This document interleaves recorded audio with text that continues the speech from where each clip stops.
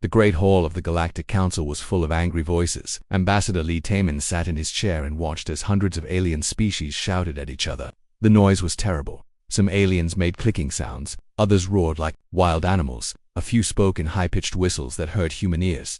Lee had been Earth's voice in this place for 10 years. He had seen many fights. But today was different. Today, they were all angry at humans. The humans must stop. The Vorthan speaker slammed his 6 arms on his desk. His purple skin turned darker when he was mad. They take our planets. They build their cities everywhere. Lee wanted to laugh, but he kept his face calm. The Vorthans had asked humans to help them build those cities. 3 years ago, the Vorthans could not grow enough food. Their people were hungry. Humans had come with new farming methods and better tools. Now Vorthan worlds had more food than ever before, but the Vorthans did not want to remember that part. The crystalline collective speaker stood up next. Her body was made of living crystal that changed colors when she talked. Right now, she was bright red with anger. Humans are too young to understand space politics, she said. Her voice sounded like breaking glass. They have only been in space for 200 years. We have been here for thousands of years. They should listen to us, not make their own choices. Lee looked around the hall. There were 848 different species. In the Galactic Council, only one would speak for humans today. He was that one. Captain Kim Dongwoo sat behind Lee. Kim was the head of human military forces in this part of space. He was a quiet man, but Lee could feel his anger. Kim's hand rested on his weapon, even though weapons were not allowed in the council hall. Dr. Choi Yujin was there too. She studied alien cultures and helped humans understand other species. Today, she looked very sad. She had spent her whole life trying to build friendship between humans and aliens. Now she could see that friendship breaking apart. Admiral Park Sora stood near the back of the human section. She was the most important human military leader in space. If she was here, it meant Earth was taking this meeting very seriously. Let me speak, Lee said, standing up. His voice was not loud, but somehow everyone heard him. The hall became quiet. Humans came to space with peace in our hearts, Lee began. We wanted to learn from you. We wanted to be your friends. We thought we could all work together to make the galaxy a better place. Some aliens made rude noises. Others turned away from him when the Morphin people were dying from the Red Plague. Who helped them? Lee asked. Humans did. Our doctors worked day and night to find a cure. We saved 50 billion Morphin lives. When the Taipan and the Zeroth went to war over the Bright Star system, who stopped the fighting? Lee continued. Humans did. We talked to both sides. We helped them make peace. No one had to die. When the Great Space Storm damaged the trade routes near Kepler Station, who fixed them? Lee's voice got a little louder. Humans did. We sent our best engineers. We used our ships and our money. We made sure everyone could trade again. The hall was still quiet. Some aliens looked uncomfortable. We have done this for 100 years, Lee said. Every time there was trouble, humans came to help. We never asked for payment. We never asked for special treatment. We just wanted to be good neighbors. Lee looked at the Vorthon speaker. When your people were hungry, we taught you how to grow more food. When your cities were falling apart, we helped you build better ones. Did we ask for your planets? No, we asked for nothing. He turned to the crystalline collective speaker. When your mining ships broke down in the dark nebula, who came to save your workers? When your colonies needed protection from space pirates, who sent warships to help you? Humans did. The crystalline speaker's colors changed to a darker shade. She looked down at her desk. But today, Lee said, you tell us we are too young, too stupid, too dangerous. You say we do not understand how the galaxy works. Lee walked to the center of the hall. All 848 species watched him. Maybe you are right, he said. Maybe we do not understand. We thought friends helped each other. We thought when someone was in trouble, good people would come to help. We thought building things together was better than fighting over them. The Chancellor of the Hegemony stood up. He was the most powerful alien in the council. His species had ruled parts of the galaxy for 3,000 years. You see, the Chancellor said, this is exactly what we mean. Humans think like children. The galaxy is not a simple place. There are rules, there are traditions. You cannot just do whatever you want. Lee felt something break inside his chest. It was not anger. It was sadness. Deep, terrible sadness. You want to vote, Lee said quietly. You want to decide what humans can and cannot do. You want to put limits on where we can go and what we can build. Yes, the Chancellor said. It is for the good of the galaxy. Someone must teach humans how to behave properly. Lee looked around the hall one more time. He saw hundreds of alien faces. Some looked angry. Some looked bored. A few looked sorry, but they were very few. All in favor of Resolution 2847, limiting human expansion and activities. The Chancellor called out. Lights began to glow around the hall. Each species had a voting light. Green for yes, red for no. Lee watched as the lights turned on. Green, green, green. Almost every light in the hall was green. The aliens wanted to control humans. They wanted to treat humans like dangerous children who needed to be watched. Only one light was red. The small Kefari delegation voted no. Lee remembered the Kefari humans had saved their entire species from a dying star. The Kefari never forgot that kindness. The vote is 847 to 1, the Chancellor announced. The resolution passes. The hall, filled with noise again. Aliens talked excitedly about their victory. They had put the dangerous humans in their place. Lee stood very still in the center of the hall. Captain Kim walked up beside him. Dr. Choi came to Admiral Park, moved closer to the human group. Ambassador, Kim said quietly, what are your orders? Lee looked at his friends. These were good people. They had spent years trying to build bridges between humans and aliens. They had worked so hard to make peace. Pack everything, Lee said. We are going home, sir, Kim asked. Send a message to Lee said. Tell President Yoon to start Protocol Omega. Tell her we are coming home. Dr. Choi looked confused. What is Protocol Omega? Admiral Park smiled, but it was not a happy smile. It means we are done trying to be friends with people who do not want to be our friends. Lee walked toward the exit. The other humans followed him. As they left the Great Hall, Lee could hear the aliens still celebrating behind them. They had no idea what they had just done. They had no idea what was coming next outside the hall. Lee stopped and looked back one more time. This place had been his second home for 10 years. He had tried so hard to make it work. Goodbye, he said quietly, then he walked away. And he never looked back again. The galaxy was about to learn a very hard lesson about what happened when you pushed humans too far. They were about to discover that humans were not the ones who needed the Galactic Council. The Galactic Council needed humans, and now they were about to find out what life was like without them. President Yoon Hye-soo sat in her office on Earth, looking at the message from Ambassador Lee. The words were simple, but she understood what they meant. After 100 years of trying to be friends with the galaxy, humans were coming home. She pressed a button on her desk. Get me General Jang Woo-jin immediately. Within minutes, the general walked into her office. He was a tall man with gray hair and serious eyes.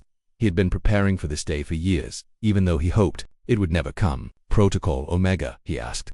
Protocol Omega, the president confirmed. How long do we need? 72 hours for the first phase, General Jang said.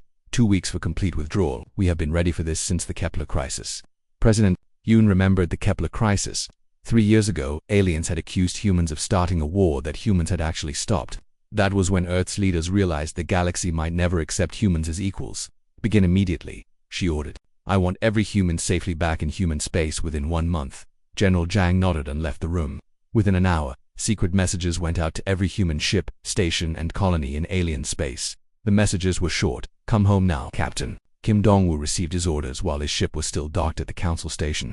He looked at his crew of 30 humans. They had been working with alien security forces for 5 years. Now they had to leave everything behind. Pack only personal items, Kim told his crew. Everything else stays here. But Captain, said his engineer, what about the new defense systems we installed? The aliens do not know how to maintain them. Kim felt sad, but his orders were clear. Not our problem anymore. Across the galaxy, the same scene happened thousands of times. Human doctors left their hospitals in the middle of treating alien patients. Human engineers stopped working on half-finished projects. Human teachers walked out of their classrooms. Engineer Shin Hae-won was in charge of the communication network that connected 50 star systems. She had spent 10 years building it with her team. The network carried messages, trade information, and emergency calls across a huge part of space. Ma'am, her assistant asked, should we train the aliens to run the network before we leave? Shin looked at the complex control panels. It had taken her team years to understand how everything worked together. They did not want our help, she said quietly. They can figure it out themselves. She pressed a few buttons, and the main human control center went dark. Backup systems would keep the network running for maybe 6 months. After that, the aliens would have to fix problems themselves. On the medical station near Vorth in space, Dr. Nam Ji-ho was packing his research. He had been working on a cure for Grey Death, a disease that killed millions of aliens every year. He was very close to finding the answer. His alien assistant, a friendly Kefari named Zil, watched him with sad eyes. Doctor, what about the cure? My people still get sick. Dr. Nam stopped packing. The Kefari had been the only species to vote against controlling humans. They remembered human kindness. I will send the research data to the Kefari government, he said. Your people can continue the work, but he would not share it with the Vorthans or the other species who had voted to limit human freedom. They wanted humans to follow their rules. They could solve their own problems too. Captain Park Min-ho commanded a fleet of cargo ships that carried food and supplies between alien worlds. His ships fed billions of aliens across 12 systems. When he got the recall order. He was carrying emergency supplies to a crystalline colony that had lost their main food production facility. Captain, his first officer said, the crystalline colony will starve without these supplies. Park looked at the order again. It was very clear. All humans must return home immediately. Change course, he ordered. We are going back to Earth. But the supplies they voted to control us, Park said. They think they know better than humans how to run things. Let them show us how smart they are. The alien governments did not notice the human withdrawal at first. They were too busy celebrating their victory in the council. The Vorthan news reports talked about how they had taught the arrogant humans a lesson. The crystalline leaders made speeches about putting young species in their place. It took 3 days for the first problems to appear. The communication network between Vorthan worlds started having failures. Messages took hours to send instead of minutes. Some messages disappeared completely. The Vorthings called their best technicians, but no one understood how the human-built network actually worked. On 7 different worlds, the air purification systems began to shut down. These systems cleaned the air in alien cities, removing poison gases and adding oxygen. Humans had built most of these systems and had been maintaining them for decades. The aliens tried to fix the systems themselves, but they could not understand the human designs. The systems were too complex, too advanced. Within a week, millions of aliens had to wear breathing masks just to go outside. Trade ships began to get lost in hyperspace. For 50 years, human navigators had been guiding alien ships through the safest and fastest routes between stars. The human-made navigation computers had maps of every dangerous area, every shortcut, every safe harbor. Now those computers were gone, and alien pilots had to find their own way. Many ships took twice as long to reach their destinations. Some ships never arrived at all. President Yoon watched the reports coming in from her intelligence services. Director Lim Soo-young brought her updates every day. The Morphin Confederation is asking their neighbors for emergency food supplies, Director Lim reported. Their agricultural systems are failing without human maintenance. The hegemony's mining colonies have stopped production on 14 worlds, she continued. They cannot operate the atmospheric processes that humans installed. 3 different wars have started in sectors where humans used to keep peace, Director Lim added. The Taipan and Zeroth are fighting again. The Krail Union is attacking the boundary worlds. The free traders are raiding colony ships. President Yoon nodded. This was exactly what Earth's leaders had expected. Humans had been doing so much work to keep the galaxy running smoothly that most aliens had forgotten how much they depended on human help. What about our people? The president asked. Are they all safely home? 97% have returned to human space, General Zhang reported. The remaining 3% are in transit. We should have everyone home within the week. And the aliens, are they asking for help yet? General Zhang smiled. A few messages have come in, mostly asking about temporary technical assistance or emergency maintenance contracts. Nothing official. President Yoon looked out her window at the blue sky of Earth for the first time in months. She felt peaceful. All of humanity's children were coming home. Let me know when the first official request arrives, she said. I suspect it will not take long. In her heart, she knew the aliens would eventually realize their mistake, but by then, it would be too late for apologies. The galaxy had made its choice. Now it would live with the consequences, and humans would never again beg for acceptance from people who did not want to give it. The withdrawal was complete. The real test was just beginning. 6 months after the humans left, Trade Minister Bae Junho sat in his office looking at numbers that made him feel sick. The reports came in every day from across the galaxy, and every day they got worse. The Vorthan Empire was falling apart. The food distribution system had completely broken down 3 months ago. The system was built by humans using advanced mathematics that no Vorthan understood. It calculated exactly how much food each world needed, when to ship it, and which routes to use. Without the system, food piled up on some worlds while other worlds starved. Riots had started on 12 Orthon planets. The government was sending military ships to stop the fighting, but that only made things worse. Sir, his assistant said, bringing in another stack of reports. The Crystalline Collective has officially asked the Emergency Council for help. Bae looked up from his papers. What kind of help? Their mining operations have stopped working on 17 worlds. The atmospheric processes are broken. Without them, the air on those worlds is poison. Millions of crystalline workers are trapped underground. Bae shook his head. Those atmospheric processes were human inventions. They took the dangerous gases from mining worlds and turned them into clean air that aliens could breathe. The technology was so advanced that most species thought it was like magic. But it was not magic. It was science, human science. And now the humans were gone. Intelligence Director Lim Soo-young walked into the office. He had been monitoring alien communications since the withdrawal began. Her job was to watch what happened when humans stopped helping the galaxy. The situation is getting worse faster than we expected, Director Lim said. I have intercepted emergency meetings from 14 different governments. They are all facing the same problems. She put a holographic display in the center of the room. It showed a map of the galaxy with different colored lights. Red lights meant crisis. Yellow lights meant serious problems. Green lights meant everything was okay, that the map was mostly red and yellow. There were very few green lights.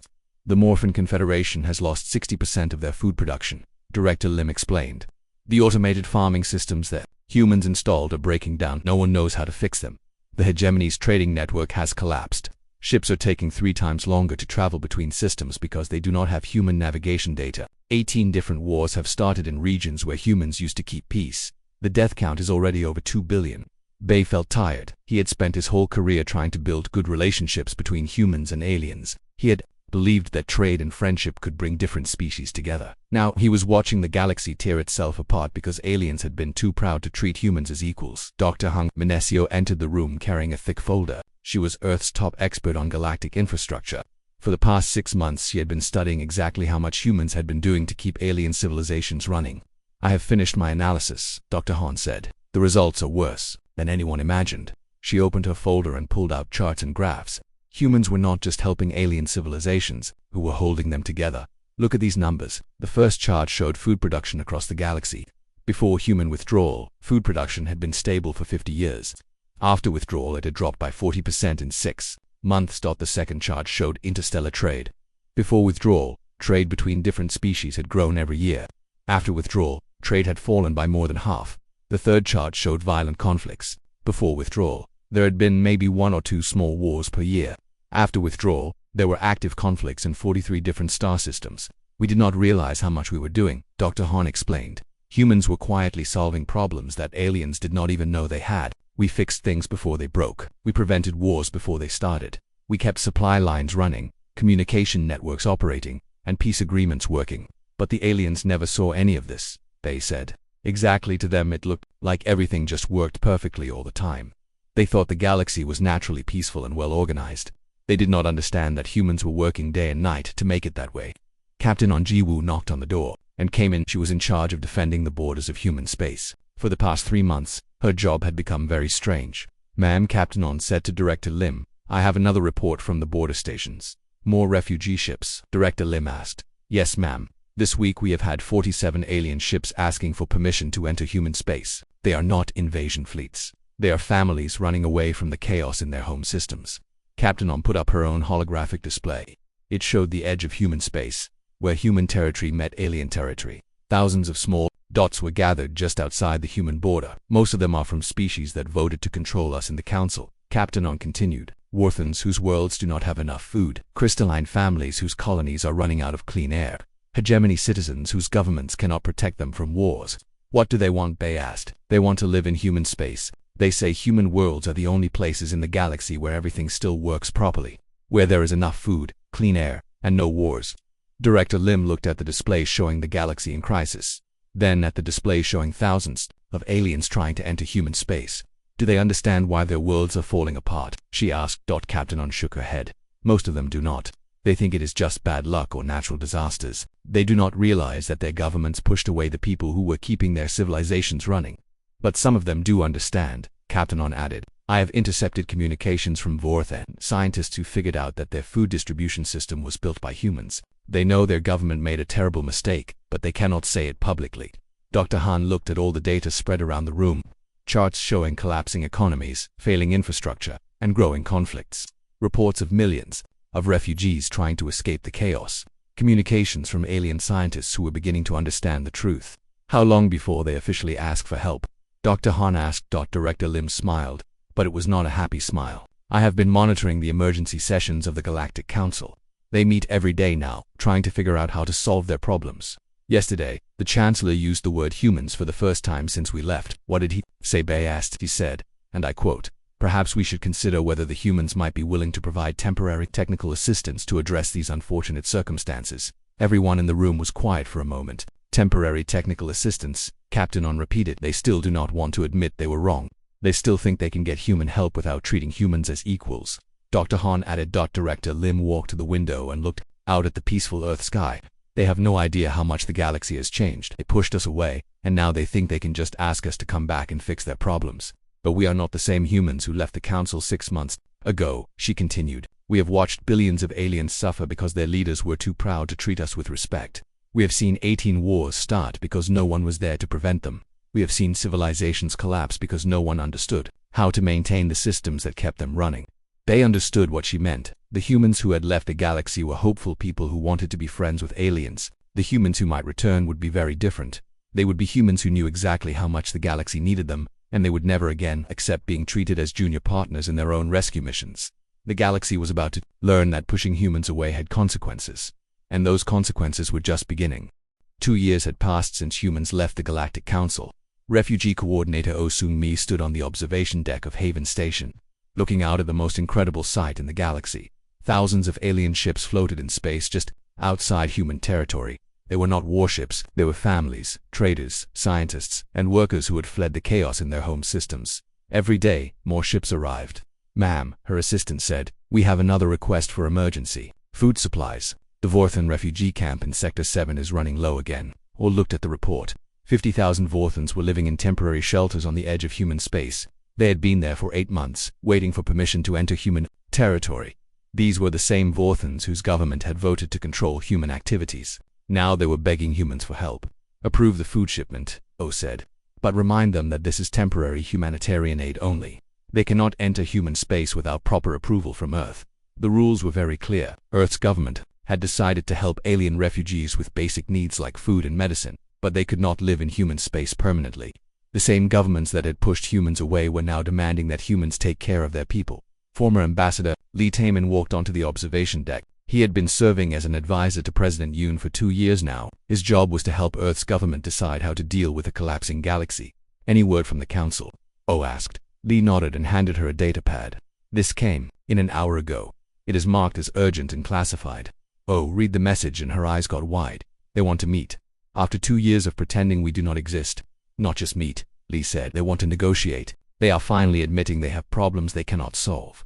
Or looked back at the thousands of refugee ships. "What kind of problems?" Lee pulled up a holographic display showing the galaxy. Most of it was red, indicating crisis zones. Some areas were black, meaning no communication at all. "The Vorthan Empire has lost control of half their territory," Lee explained. "Rebel groups have taken over entire star systems.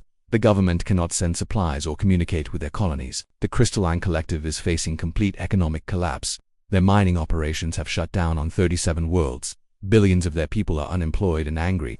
The hegemony is fighting 3 different wars at the same time. They cannot protect their trade routes or their colonies. Pirate groups are attacking civilian ships every day." Oh shook her head. "And they think we will just come back and fix everything." "That is exactly what they think," Lee said. "They still do not understand what really happened." Analyst Ko Yoonji joined them on the observation deck. She had been monitoring alien communications for the intelligence service. Her job was to find out what alien governments were really thinking. "I have been reading the classified council reports," Ko said. "They finally understand how bad things are." She activated her own holographic display. This one showed economic data from across the galaxy. "Galactic trade volume is down 67% from pre-withdrawal levels," Ko reported. 40% of inhabited systems are experiencing critical infrastructure failures. Open warfare in 23 sectors. But the most important number is this one. Ko pointed to a chart showing population movement. 400 billion aliens are now living as refugees or in emergency shelters. That is 10% of the entire galactic population. Oh stared at the number. 400 billion. "Most of them are trying to get to human space," Ko continued. "They know human worlds are the only places where everything still works normally, where there is food, clean air, medicine, and safety." Commander Park Jin-woo arrived at the observation deck. He was in charge of defending human space from potential alien attacks. But lately his job had become something very different. "Ma'am," Commander Park said to Oh, "I have a situation report from the border fleets." "More refugees?" Oh asked. "No ma'am, military fleets, but not attacking us. They are protecting us." Oh looked confused. "Protecting us from what?" Commander Park put up his display showing ship movements near human space. There were indeed large alien military fleets, but they were positioned in a defensive formation around human territory. "The Kafari Republic has sent their entire fleet to guard the southern border of human space," Commander Park explained. "They say they are protecting the only stable region left in the galaxy. The Morphin Confederation has done the same thing on the eastern border. They are not trying to invade us. They are trying to make sure no one else can attack us." Lee laughed, but it was not a happy laugh. "They finally figured it out." "Figured out what?" Oh asked. "That human space is the only part of the galaxy that still works," Lee said. "We have food, energy, communication, trade, and peace. Everything else is falling apart." Ko pulled up another display showing communication intercepts. "I have been listening to alien government meetings. They are finally talking about what really happened when humans left." She played an audio recording. It was voices speaking in the clicking language of the Vorthans. "This is from yesterday's emergency session of the Vorthan High Council," Ko explained. They are discussing the food crisis. The translation appeared on the display. The distribution algorithms were all created by human mathematicians. Our people do not understand how they work. We can grow food, but we cannot get it to the people who need it. Without human expertise, millions will starve. KO played another recording, this one from the Crystalline Collective. The atmospheric processes on our mining worlds are human technology. We do not have the knowledge to repair them. Our workers are dying from poison gas. We need human help immediately. And another, from the hegemony, for 60 years, human diplomatic teams prevented conflicts in the border regions. Without their mediation, old disputes have turned into wars. We cannot maintain peace without their assistance. Or listened to recording after recording, alien leaders finally admitting that humans had been essential to galactic civilization. That without human help, their societies were collapsing. Do they understand why we left? Oh, asked. Lee pulled up the most recent message from the Galactic Council. It was addressed to President Yoon personally. Dear President Yoon, Lee read aloud. The Galactic Council recognizes that certain unfortunate circumstances have created challenges that require specialized expertise. We would be honored to discuss a mutually beneficial arrangement for temporary technical assistance. Temporary technical assistance, or repeated, they still cannot say they were wrong. They still cannot admit they need us, KO added. Commander Park looked at the defensive fleets protecting human space, but their actions say something different. They know human space is the only safe place left in the galaxy. They are willing to use their military to protect us. Lee walked to the window and looked out at the refugee ships. Thousands of aliens, who had lost everything because their governments had been too proud to treat humans as equals. The galaxy is learning a hard lesson, Lee said. For 100 years, humans quietly kept everything running. We prevented wars, fixed problems, and helped different species work together. We did it because we wanted to be good neighbors. But the aliens thought it was all natural. Ko said. They thought the galaxy was just naturally peaceful and well organized. They did not see all the work humans were doing behind the scenes. Now, they see, O said, looking at the red zones on the galactic map. Now they understand what happens when humans are not there to keep things running. Lee turned back to his colleagues. The question is, what do we do now? The Council wants to negotiate. Billions of aliens are suffering, and we have the power to help them. But if we go back, Commander Park said, it has to be different this time. We cannot go back to being junior partners who get no respect. We cannot go back to fixing everyone's problems while they treat us like children, KO agreed. Oh, looked at the refugee ships one more time. So many aliens who needed help, so many people whose lives had been destroyed by their leaders' pride and stupidity. Maybe it is time to show them what real partnership looks like, she said. What do you mean? Lee asked. Otto smiled. They want human help. They can have it. But this time, we do it our way. The galaxy was about to learn that humans had changed during their 2 years away. They were no longer the hopeful species that wanted to be accepted by aliens. They had become the species that knew exactly how much the galaxy needed them, and they would never again accept anything less than full respect and partnership. The aliens had pushed humans away. Now they would discover what it meant to bring them back, on human terms.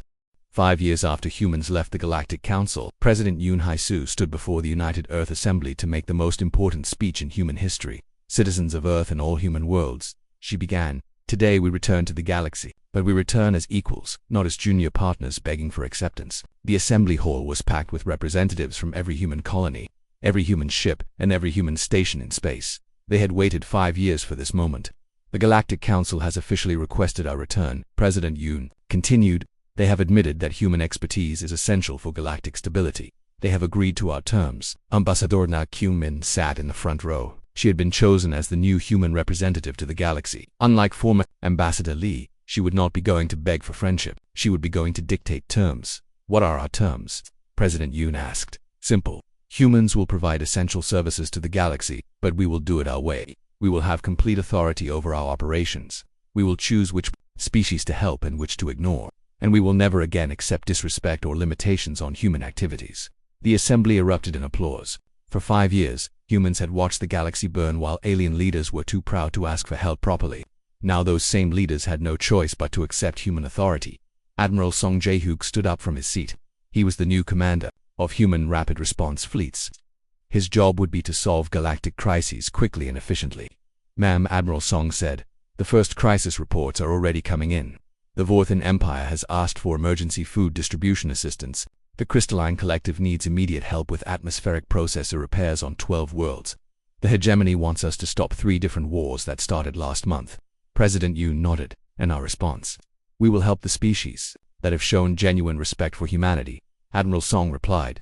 The Keferi Republic will receive full assistance immediately. They never forgot how humans saved their people. The Morphin Confederation will also receive help. They have protected human refugees for 2 years. What about the Vorthans, Crystallins, and Hegemony? President Yoon asked. They will receive limited assistance only after they publicly acknowledge their mistakes and agree to new partnership terms, Admiral Song said firmly. Director Kwan Young-hee joined the discussion. She was in charge of the new selective engagement protocol. Her job was to decide which alien species deserved human help and which needed to learn harder lessons. The Vorthan Empire has agreed to give humans complete control over food distribution on their worlds, Director Kwan reported.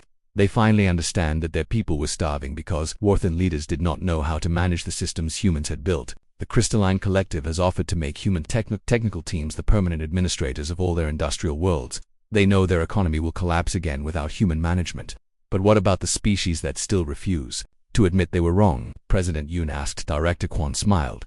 They are learning. The Hegemony Chancellor who called humans primitive 5 years ago was removed from power last month. The new Chancellor has personally apologized to Ambassador Na and requested a meeting. Ambassador Na stood up to address the assembly. Citizens, when I go to the new Galactic Council, I will not be sitting in the back begging for attention. The new council chambers have been redesigned. The human representative sits at the head of the table.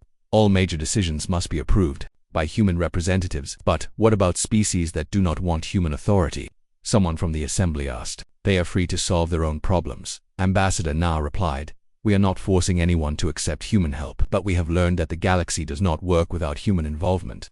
Species that want stability, prosperity, and peace need human expertise. Species that do not want human help can continue managing their own chaos. President Yoon activated a holographic display showing the current state of the galaxy. It was very different from 5 years ago. Green zones marked areas where humans were actively working. These regions had stable governments, growing economies, and peaceful relations with their neighbors. Food was plentiful. Trade was booming, and conflicts were resolved quickly. Yellow zones marked areas where humans provided limited assistance. These regions had basic services like emergency food and medical aid, but they had to solve their own political and economic problems. Red zones marked areas where humans provided no assistance at all. These regions were still experiencing the chaos that began when humans first withdrew. The galaxy now understands the choice, President Yoon explained. Work with humans as equal partners or face the consequences of rejecting human help. Captain On Gi-woo, now promoted to Admiral, stood up to give a report on the refugee situation. Over the past 5 years, we have processed applications from 12 million aliens who want to live permanently in human space, Admiral On reported. We have accepted 2 million of them. What happened to the others? President Yoon asked. And million were sent back to their home systems with the message that humans do not clean up messes created by alien stupidity. Admiral On replied, if they want to live in stable, peaceful territory, they need to help build stable, peaceful governments in their own space. But the 2 million we accepted have become model citizens, Admiral On continued. They work hard, follow human laws, and contribute to human society. Many of them are now helping us restore order to their original home systems. Director Kwan pulled up another display showing economic data. Human-administered regions now account for 40% of all galactic trade. Even though we only directly control 15% of galactic territory, aliens prefer to do business in areas where humans guarantee stability and fair dealing. Species that accept human authority are seeing rapid economic growth, Director Kwan continued. The Keferi Republic's economy has grown by 300% since we began managing their trade networks. The Morphin Confederation has become the safest region in their sector of space. Meanwhile, species that still resist human involvement continue to struggle with the same problems they have had for 5 years. President Yoon looked around the assembly hall. 5 years ago, these representatives had been angry and hurt by alien rejection. Now they were confident and proud. Humans had learned their true value to the galaxy. The universe has learned an important lesson, President Yoon said. For over a century, humans tried to be helpful neighbors. We fixed problems, prevented wars, and shared our knowledge freely.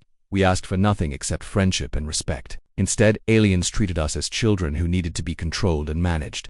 They voted to limit our activities and restrict our freedom. They thought they were teaching us a lesson. But the lesson they learned was very different. They learned that the galaxy does not work without human involvement. They learned that pushing humans away leads to chaos, starvation, and war. They learned that humans were never the junior partners in galactic civilization. President Yoon walked to the center of the assembly hall. We were the senior partners who were too polite to demand proper recognition. The assembly stood and applauded for 5 full minutes. Today, we return to the galaxy, President Yoon concluded. But we return as leaders, not followers. We return as the species that keeps galactic civilization running, not as students learning from our betters. The aliens who respect us will prosper under human guidance. The aliens who still think they are superior to humans will continue to live with the consequences of their pride. Ambassador Ney walked to the podium. In 3 days I will attend the first session of the new Galactic Council. I will not be asking for permission to help other species. I will be deciding which species deserve human help. The galaxy wanted to see what happened when humans were not there to fix their problems. Ambassador Na continued. They saw chaos, collapse, and suffering. Now they will see what happens when humans return as the acknowledged leaders of galactic civilization. Admiral Song stood up. The first human rapid response fleet leaves tomorrow. We will solve the crystalline atmospheric crisis in 1 week. Problems that have taken aliens years to create, we will fix in days. But, Admiral Song added with a smile, only for species that ask nicely and accept human authority over the solutions. President Yoon looked out at the assembly one last time. Citizens, when we left the galaxy 5 years ago, we were a species that wanted to be accepted. Today, we return as a species that knows we are essential. The universe learned that underestimating humans comes with a very high price. They pushed us away, and their civilizations collapsed. They begged us to return, and we agreed to return as their leaders. Never again will humans beg for respect from species that need our help to survive. The assembly erupted in the longest applause in Earth's history. Outside, human ships were already preparing to return to the galaxy. But this time, they were not going as hopeful explorers seeking friendship. They were going as the acknowledged masters of galactic civilization. The aliens had wanted to teach humans a lesson about their place in the universe. Instead, they had learned that humans were the ones who